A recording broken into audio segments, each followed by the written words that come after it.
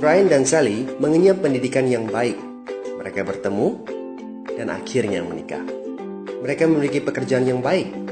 Brian memiliki jabatan tinggi di sebuah perusahaan multinasional, berpenghasilan besar, mendapat fasilitas dari kantor berupa mobil dan rumah.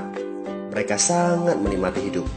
Sering nongkrong bersama di coffee shop sepulang kantor, nonton di bioskop, mampu membeli baju dan tas yang matching, dan pergi berlibur sesekali.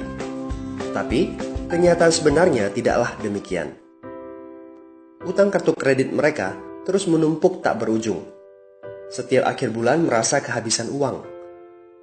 Mereka memiliki barang-barang bagus, tetapi tabungan masa depan kacau balau.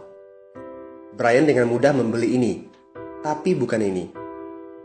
Tabungan 100 juta pun rasanya masih jauh sekali.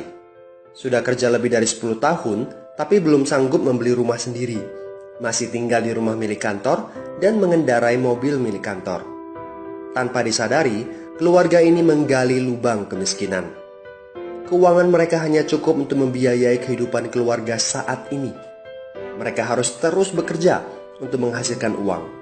Pertanyaan yang paling ditakutkan adalah bagaimana jika mereka sudah tua, kemampuan bekerja sudah menurun, atau salah satu anggota keluarga terdiagnosa penyakit serius yang membutuhkan biaya yang sangat besar.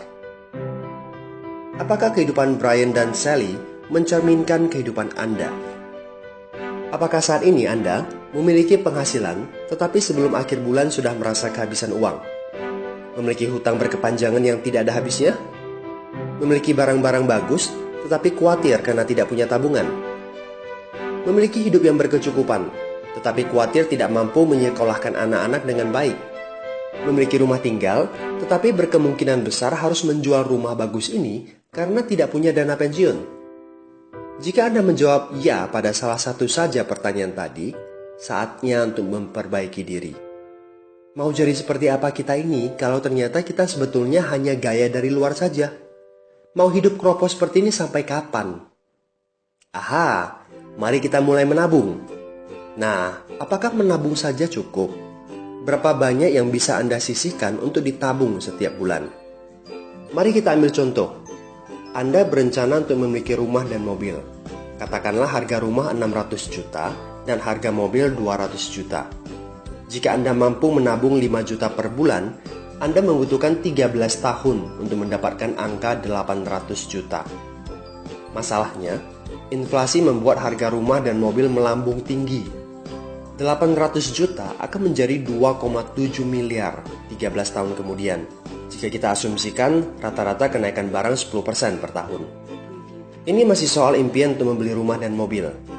Padahal, masih banyak kebutuhan lain yang perlu dipersiapkan jika ingin hidup lebih baik. Bagaimana dengan persiapan dana hari tua? Agar di saat tua dan tidak sanggup bekerja lagi, Anda punya tabungan yang cukup untuk kebutuhan sehari-hari. Asuransi untuk keluarga? Dana pendidikan untuk anak-anak? Dana tak terduga untuk keperluan dadakan jika dibutuhkan, seperti keluarga sakit, dan lain-lain. Artinya, Anda perlu lebih banyak uang untuk ditabung. Bayangkan jika satu bulan Anda hanya bisa menabung kurang dari 5 juta.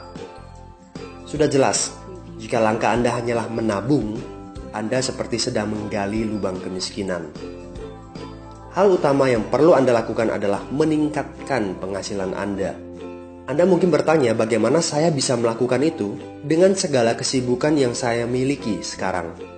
Apakah saya bisa tetap mencari income tambahan di luar sana tanpa mengganggu pekerjaan utama saya?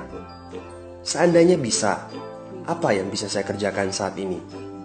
Nah, langkah pertama yang perlu Anda lakukan saat ini adalah menghubungi teman yang menunjukkan video ini kepada Anda.